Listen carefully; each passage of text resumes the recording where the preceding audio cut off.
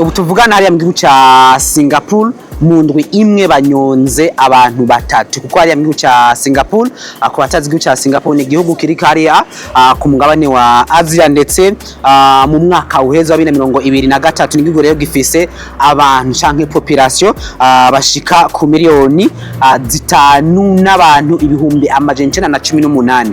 Igihugu ca Singapore kiri mu bihugu hano kwisi hari igihano cyo kwica. Hano mu Burundi abitse katakihari, ariko hano mu bihugu bigize akarere ka Afrika y'ubuseruko igihugu ca Tanzania ico gihano kirahari, ndetse n'amakungu hari imisi y'igihugu ca Tanzania kugira ngo kibe cyakuyeho rero ico gihano cyo kwica. Hariya rero mu gihugu ca Singapore ku munsi w'ejo hari umuntu agira gatatu baraye banyonze mu ndwi imwe. Uwo muntu nawe yitwa Rosman Abdullah w'imyaka 55. Mu ndwi imwe gusa igihugu ca Singapore kinyonza abantu batatu, kandi abantu bose batatu banyonzwe n'ico ginano avuga ngo banyonge hariya mu gihugu ca Singapore, nuko abo bose ari abantu badandaza ndetse bakongeza bagakwiragiza ibiyovyabwenge canke ibiyayura mutwe muri ico gihugu rero ca Singapore. Wa mbere muri ndwi nyene yaraciriwe umunyororo hariya ico gihano cyo kwica, nuko ngira muhora mubona mu mafilme baramanika umugozi hama bagashira agati bahajya baba kwambitse inuze mwizosi kamba mwizosi haba bagatembagaza agatebe hama wewe ukanigwa.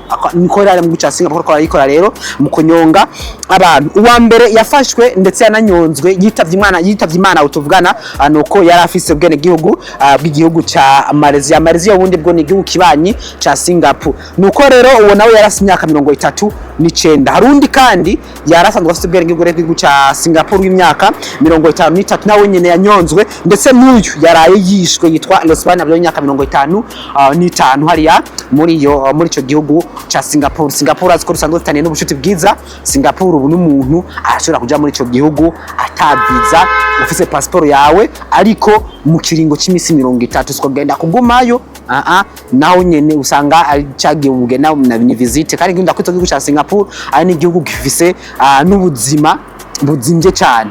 Igihugu ca Singapore nahantu ubuzima bwaho buzimvye. So rero ikintu ko kavuga cyane mu gihugu ca Singapore nico cyuko mu ndwi imwe banyonze abantu bagera kuri bitatu. Ariko rero nuko hariya rero ishiramwe mpuzamakungu ONU ndetse n'ishiramwe gitanga kazi na muntu kwisi Amnesty International gasabye ico gihugu rero gukuraho ico gihano cyo kwica. Na cyane leta y'ico gihugu ca Singapore ivuga ko rero na cyane ari ugutuza ku bantu badandaza ndetse bakongera bagakwiragiza ibiyayura mutwe muri ico gihugu ca Singapore. Nitwa Sila Silva, ine ya Live Show.